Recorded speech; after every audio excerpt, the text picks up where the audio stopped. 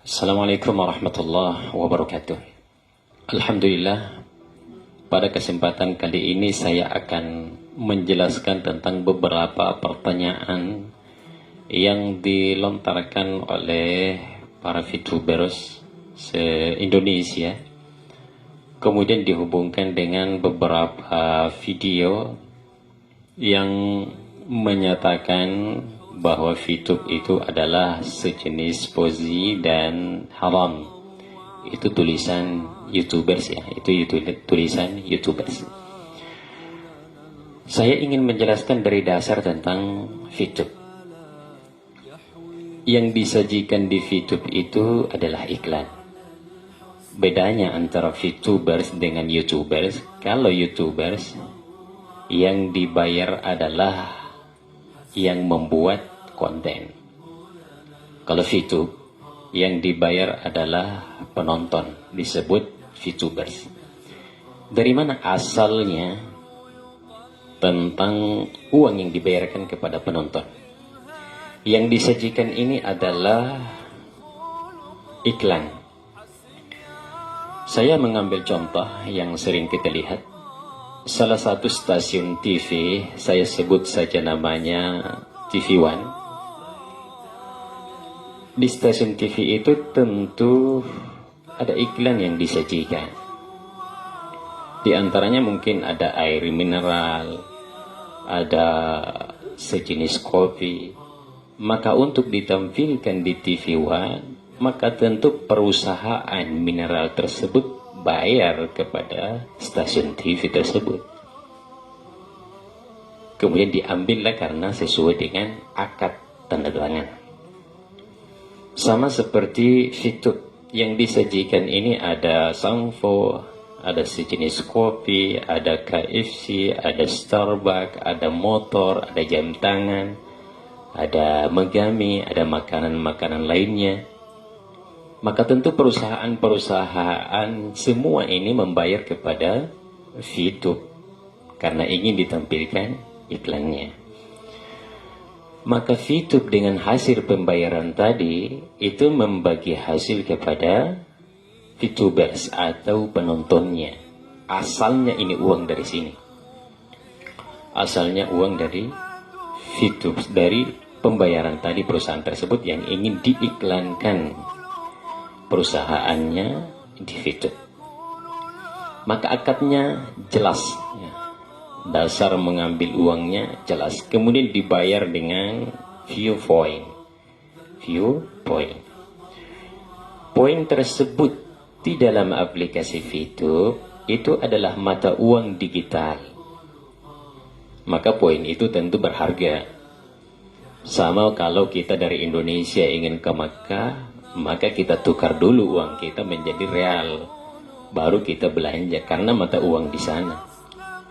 Orang Arab, orang Eropa datang ke Indonesia ingin belanja di Indonesia, maka tentu ditukar dulu dengan uang rupiah karena mata uang Indonesia adalah rupiah. Kemudian mata uang digital di HP kita namanya poin. Apa itu poin? Saya mengambil contoh ya, saya angkat saja nama Telkomsel karena memberikan terbaik, kita berikan jempol kepada Telkomsel. Saya pernah mendatangi Grafari dengan urusan ingin memperbaiki nomor HP saya yang sudah lewat masa tenggangnya, ingin diaktifkan kembali. Setelah diaktifkan, ternyata salah satu karyawan dari Grafari tersebut menyapa saya dengan mengatakan, "Pak, bisa saya lihat poin di HP-nya?" Maka saya perlihatkan. Ternyata setelah beliau cek, ada 200 poin lebih di dalam HP saya, di nomor Telkomsel saya. Maka karyawan tersebut langsung menawarkan, "Pak, kalau kita mau tukar poinnya, maka poin ini berharga." Saya bilang, "Iya, bisa." Dia bilang bisa. Maka dia tukar. Kemudian pada saat itu juga alhamdulillah setelah penukaran poin, saya diberikan 2 liter minyak goreng. 2 liter minyak goreng dengan minyak goreng ternama lagi ya, minyak goreng ternama lagi. Itu 2 liter. Itu berarti mata uang digital pada poin tersebut. Berarti poin itu berharga. Sama dengan yang kita kumpulkan. Yang kita kumpulkan ini adalah poin mata uang digital. Fase ke-6 nanti di VTube. Ini baru fase kedua. Sasarannya sampai kepada fase ke-6. Fase ke-6 poin dan voucher yang dikumpulkan oleh VTube saya lihat. Itu akan bisa dibelanjakan kepada di mall-mall kita belanja. Namanya aplikasi kan. Ya, itu namanya aplikasi. Sama seperti driver. Gojek online misalnya. Yang dikumpulkan dalam pengantaran itu kan juga termasuk diantaranya adalah poin. Poin yang kita kumpulkan, kita transfer poin itu, masuklah di rekening kita rupiah. Itu harganya poin. Harga inilah yang disebut dengan view poin. Maka jangan khawatir jika ada poin di aplikasi kita, itu sangat berharga. Itu sangat berharga. Cenderung naik harganya, bisa turun tapi cenderung naik. Itu namanya poin. Satu view point saya lihat di VTube itu harganya $1. Itu $1. Kemudian di bisnis VTube itu ada yang menyampaikan tentang keharamannya. Tapi perlu saya sampaikan bahwa saudara kita yang menyampaikan tadi bukan mengatakan haram, tapi menyampaikan sejenis. Ozi ada sejenis gois bila menyampaikan seperti itu. Kita pernah dengarkan videonya. Kemudian ditanyakan oleh salah satu VTuber, salah satu mitra dari VTube itu. Saya dengar anggotanya ada 500 orang. Mestinya yang menanya tadi melakukan pertanyaan, maka pertanyaannya harus jelas. Ternyata yang dia tanyakan itu ada satu kesalahan besar. Maka tentu jawabannya juga mengarah kepada kesalahan. Pertanyaannya adalah jika poin tersebut itu dikumpulkan, kemudian kita ingin jual, pernyataannya adalah yang membeli poin tersebut itu adalah e-commerce kita, ada di bawah kita. Artinya di bawah mitra baru kita yang ada di bawah kita langsung. Ini adalah pernyataan yang salah. Yang membeli poin tersebut ini adalah mitra, seluruh mitra yang ada di Indonesia, yang bukan cuma di bawah jurusan kita ke bawah. Dan ini adalah kesalahan. Maka tentu jawaban yang disampaikan oleh saudara kita, tentu jawabannya juga salah. Kemudian yang menjawab pertanyaan kita tadi adalah saudara kita, bukan kita ingin menjelekkan, kita hanya ingin meluruskan. Mestinya memang yang melakukan pertanyaan tersebut itu adalah salah satu leaders yang sudah terkenal. Karena kan kita tahu sama-sama kan, idza ja'akum fasikum binaba'in fatabayyanu. Jika datang kepadamu tentang kefasikan, maka perjelaslah. Yang penanya tadi baru punya member, saya lihat ada lebih 20 orang dan seluruh membernya ada sekitar 500 orang. Di VTube dengan jumlah member tersebut 500 orang, itu baru dasar. Sebenarnya belum pantas untuk melakukan pernyataan dan pertanyaan, apalagi mengarah kepada menjatuhkan satu perusahaan sampai mengatakan mengharamkan. Bahasa YouTubers tadi itu mengatakan fauzi dan haram, bukan pernyataan ustadznya. Bukan pernyataan ustadznya. Tapi kalau tadi pembicara bermaksud untuk mengatakan haram, mestinya harus bertanya dong kepada leaders yang ada di atas, yang sudah mungkin puluhan dan jutaan orang mitra yang ada di bawahnya. Karena kan kita sudah dipengaruhi selama ini dengan MLM, marketing. Ingat bahwa semua penjual, pebisnis, pedagang, itu kan cari pembeli. Maka tentu dia harus sponsori orang. Ada yang dimaksud di sini, ada yang disebut dengan sponsor ya. Ada yang disebut dengan sponsor atau referral. A, B, maka B adalah sponsornya. Sama kalau saya misalnya punya travel ya. Saya punya travel, saya punya anggota misalnya atau mitra, saya menyampaikan, kalau Anda bawa yang mendaftar ke travel saya untuk berangkat umroh 10 orang, maka bagian Anda 1 orang. Itu namanya bonus sponsor. Berhak tidak dibayar? Berhak. Karena kalau kita tinggal dia, tidak mencari pembeli, dalam hal ini kita sponsori orang, maka kita tidak bergerak. Maka berhentilah bisnis yang kita bangun. Atau mungkin Idul Kurban lah. Idul Kurban. Idul Kurban, banyak kan penjual sapi, ternak. Siapa yang membawa pembeli datang ke sini? Kalau dia membeli 10 ekor sapi saya, maka bagiannya adalah sekian juta. Itu akadnya. Itu bagi kepada sponsornya. Siapa saja di area bisnis kemudian berbagi referral dengan mitra, maka itu disebut dengan sponsor dan berhak untuk dibayar. Kita tahu juga mana MLM dan mana yang money game. Seandainya di Fitup ini yang menjual Vio Point kepada member adalah perusahaan, maka ini pasti money game. Maka ini pasti money game. Tapi ini bukan. Yang menjual Vio Point adalah member kepada member lain. Karena harga Vio Point tadi itu berharga. Itu berharga.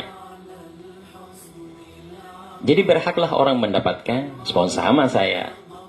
Saya ingin bermitra misalnya dengan Fitup. Saya cari misalnya 10 orang, saya cari 20 orang, saya cari 30 orang. Berhak enggak saya dapat bonus sponsor? Berhak. Sama seperti misalnya, ini nilai. Anak saya belajar daring kan, melalui aplikasi, melalui medsos saat ini belajar di rumah. Nilainya bagus, dikasih poin oleh gurunya 100, nilainya berharga. Itu namanya poin. Itu namanya poin. Itu bonus sponsor. Ada yang disebut dengan peringkat. Yang dimaksud dengan peringkat kemudian diberikan hadiah, di dalam Islam ini disebut hadiah. Sama misalnya saya keliling memberikan pembinaan. Misalnya saya memberikan presentasi salah satu organisasi, atau memberikan presentasi tentang Fitup, atau memberikan presentasi tentang aplikasi lain. Saya punya anggota dengan target misalnya 1000 orang.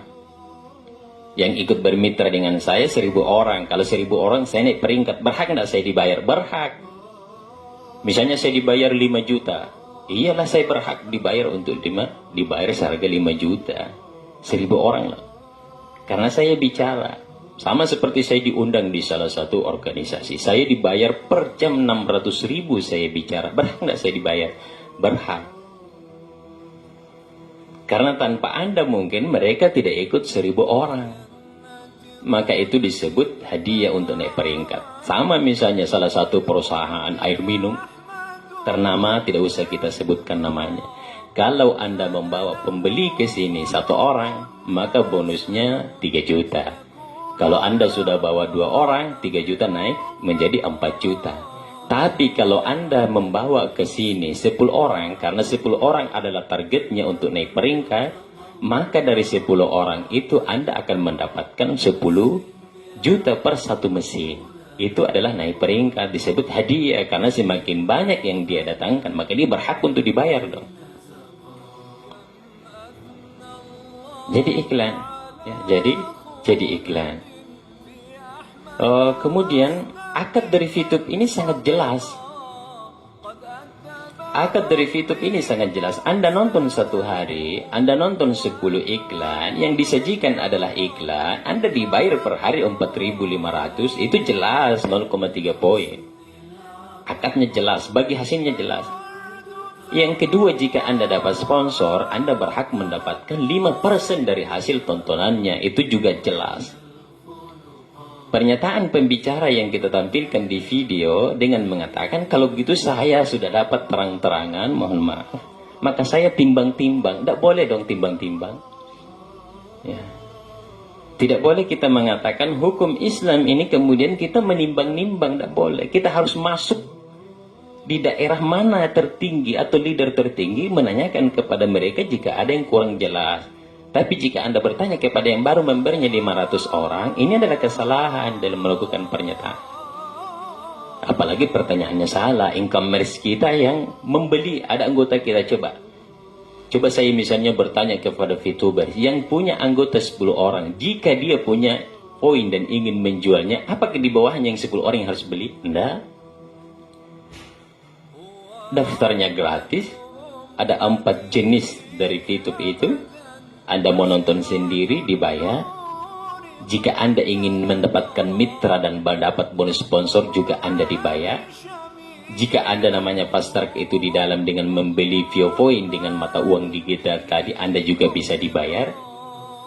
Jika Anda melakukan dua hal yang sama, bermitra kemudian memberikan modal, Anda juga dibayar. Akadnya jelas. Jika kita hanya mengatakan timbang-timbang, maka ini adalah sesuatu yang salah. Akadnya jelas, awalnya halal, tidak boleh akhirnya menjadi sesuatu jawaban yang berbeda. Contoh, susu, susu. Kita mau jual susu di pasar, susu kan halal, susu kambing misalnya. Tapi jika Anda campurkan susu tadi dengan air putih untuk memperbanyak susu yang akan Anda jual, maka berubah menjadi haram. Awalnya halal. Sama seperti tadi, kita kumpulkan tadi poin, banyak. Misalnya ada 1000 poin kita kumpulkan. Kalau saya lihat harga di YouTube 14.900 ya, berarti sekitar 149 juta. Tapi kan orang tertentu yang dapat ini dengan memberikan prospek yang banyak, dengan usaha yang kuat, yang keras. Kalau dia mengatakan, bagaimana kalau tidak dibeli poin tersebut? Anda dirugikan. Anda dirugikan, berarti ini yang dirugikannya. Pertanyaannya, jika pertanyaan tersebut dibalik. Tadi kan kalau Anda dirugikan, apakah kita harus mengatakan Anda bahwa bisnis ini haram? Tapi kalau pertanyaannya dibalik, jika poinnya tadi dibeli, apakah yang haram tadi berubah menjadi halal? Tidak mungkin kan? Kalau tidak dibeli haram, kalau dibeli halal. Maka masuk dari jual beli ini karena akadnya jelas, Anda juga nanti potensinya siap. Anda rugi atau beruntung. Tapi saya lihat di fitur sampai saat ini yang menjual poin itu lebih sedikit daripada pembeli poin. Artinya yang membeli poin masih jauh lebih banyak daripada penjual poin. Makanya saya lihat di yang aktif di fitur itu, kalau dia jual poinnya 2-5 menit pasti sudah ada pembelinya. Apatah lagi perusahaan memberikan kepada seluruh VTubersnya, jika tidak ada member yang membeli dalam 1 minggu, maka perusahaan akan beli. Kenapa perusahaan beli? Karena tadi poin berharga. Tapi saya lihat belum ada yang sampai 1 minggu, 2-5 menit saja dia jual, pasti terbeli. Pasti terbeli. Itu namanya VioPoint. Masuk di VTube itu juga kan tidak dipaksa. Masuk di VTube tidak dipaksa, gratis lagi. Nonton dibayar. Sama kalau saya punya restoran. Di restoran itu ada mungkin sini yang akan saya tampilkan. Anda masuk bayar, atau Anda masuk gratis, atau Anda masuk dibayar. Mana yang kita pilih? Mau bayar, mau gratis, atau Anda masuk memang dibayar. Yang ditampilkan di dalam juga memberikan manfaat. Misalnya saya lihat ada jam tangan, bagus tuh, memberikan manfaat. Alhamdulillah, dengan waktu kita bisa mengatur waktu sholat kita, waktu ibadah kita. Yang selama ini kita mungkin tidak mendapatkan informasi-informasi, ternyata di situ memberikan informasi terbaru, maka memberikan manfaat. Maka iklan yang disajikan ini memberikan manfaat atau tidak? Kalau memberikan manfaat, itu yang kita tonton, itu yang kita kembangkan. Coba kalau misalnya yang dipertontonkan adalah membuka aurat secara umum, maka tentu tadi, sekalipun masuknya kita dibayar, kemudian kita putar dan kita senang dengan iklan tersebut, maka kita mendapatkan dosa. Tapi saya melihat apa yang ditampilkan di YouTube ini sekitar 98% yang disajikan memang adalah iklan dan memberikan manfaat. Maka tidak berhak kita mengatakan ini sejenis ini kemudian memberikan hukum. Cobalah konsultasi kepada leader tertinggi agar bisa jelas dan diperjelas tentang apa yang ditampilkan ini. Karena ini kan tiba-tiba muncul videonya, kemudian disajikan secara umum, maksudnya apa? Kalau maksudnya ingin mengeluarkan seluruh anggotanya, silahkan disampaikan. Kalau maksudnya ingin memberikan hukum, silahkan disampaikan dengan baik. Tapi kalau maksudnya YouTubers tadi ingin supaya videonya laku, gimana mereka? Maka perlu ditabayun. Perlu diperjelas akadnya seperti apa. Jangan tiba-tiba ada videonya kemudian YouTubers mengatakan ini haram. Itu tidak boleh dong. Coba kalau misalnya YouTube mengambil satu langkah hukum, maka tentu ini adalah pencemaran nama baik. Maka kita tidak berhak. Sama saya mengambil contoh ya. Saya mengambil contoh. Waktu saya diperkenalkan ini kan saya langsung berpikir positif bahwa orang pasti sukses kan. Tapi saya tidak langsung mengatakan bahwa YouTube ini halal, enggak. Tantangan pertamanya ada sama keluarga saya. Mohon maaf, saya sebut saja namanya istri saya. Saya tawarkan, dia tidak terima. Kenapa? Takutnya nanti yang dipertontonkan itu adalah iklan yang membuka aurat. Atau misalnya dia sejenis syubhat atau sejenis haram. Tapi saya tidak berhenti di situ. Kita dengarkan leader-leader, kita diperdengarkan seperti ini. Kemudian menyampaikan, saya juga tidak pernah makan lagi. Saya jangan sampai gara-gara YouTube kita punya masalah dengan keluarga. Sudahlah, saya tidak usah bahas kepada istri saya. Istri saya mengatakan haram, saya mengatakan saya tindak lanjut. Artinya cari, memperjelas gimana sistemnya, kenapa bisa dibayar. Terus lama sampai berbulan-bulan, dan baru beberapa hari istri saya justru dapat dari orang lain penjelasannya di medsos yang lain. Oh, ternyata ini dasarnya. Ini yang selama ini diperdebatkan. Jadi tantangan saya ada sama keluarga saya. Mungkin tantangan Anda ada pada mitra Anda. Sama kalau Anda melihat video dengan mendapatkan ini, maka ini adalah tantangan Anda. Anda lanjut atau tidak? Anda teruskan atau tidak? Anda mau sukses atau tidak? Sebenarnya dari video tersebut, boleh jadi juga video tersebut itu menyampaikan hal yang sederhana, tapi kita sebagai VTubers, kita sebagai orang yang ingin bermitra, cara menangkap penjelasan tadi juga salah.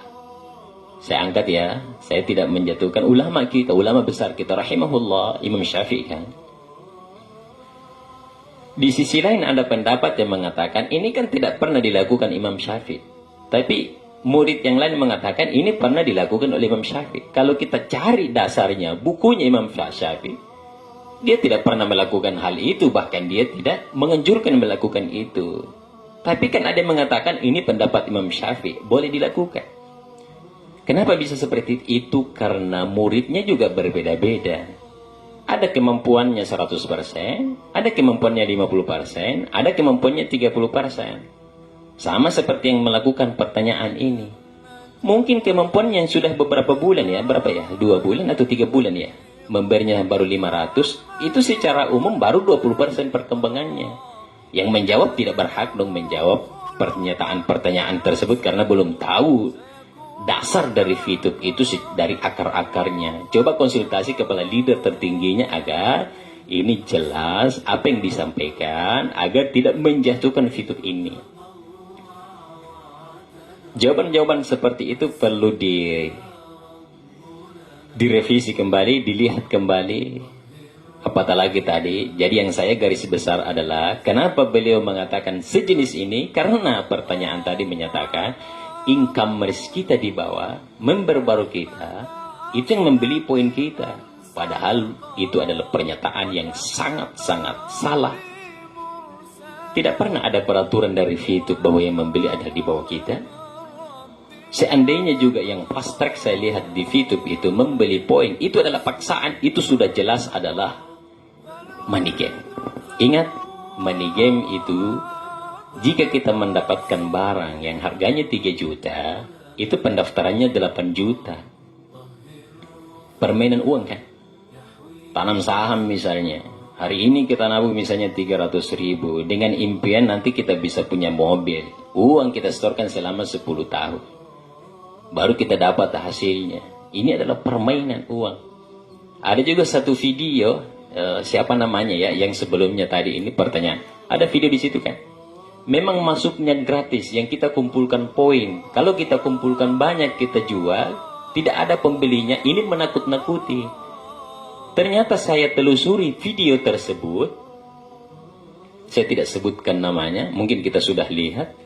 Ternyata dia punya bisnis. Jika Anda masuk dengan berbasis jual atau menjadi mitra online, pendaftarannya 1 juta untuk mendapatkan puluhan juta per bulan. Iya, dia berhak untuk bicara di VTube. Kan anggotanya mungkin sudah banyak yang lari kan masuk di VTube. Dia harus menjawab pertanyaan itu untuk mempertahankan mitra-mitranya. Jadi pesaing bisnis ini sering kita dapatkan di VTube. Tapi ingat, kita yang harus dewasa dalam menerima jawaban-jawaban tantangan kita pada saat kita berbisnis. Ingat, berbisnis harus dibangun dari jiwa kita. Harus kita bangun dari dalam hati kita. Pebisnis itu siap untuk rugi dan siap untuk mendapatkan keberuntungan tentunya. Sekalipun tantangannya ada. Coba kita lihat di lautan. Kenapa kapal itu dibesar-besar? Kenapa dibangun beberapa lantai? Kenapa dibuat begitu mewah? Karena yang akan dia lewati ada ombak yang sangat besar yang akan ia lewati. Ingat, jangan pernah berpikir merasakan manisnya perjuangan jika Anda tidak pernah merasakan pahitnya perjuangan. Tantangan yang ada pada bisnis Andalah yang harus bersikap dewasa. Jika Anda ada yang menjatuhkan bisnis Anda, maka coba telusuri dari mana asalnya hal-hal yang ingin menjatuhkan Anda. Karena disitulah tantangannya. Ingat, itu tidak ada paksaan. Anda masuk, silahkan. Cintai bisnis Anda, karena dengan kecintaan terhadap apa yang Anda lakukan adalah tanda kesuksesan di dalam bisnis Anda. Terima kasih. Semoga menjadi penguat untuk Anda. Dan semoga Anda semua bisa sukses bersama-sama dengan niat ingin sukseskan orang lain. Demikian, Assalamualaikum warahmatullahi wabarakatuh.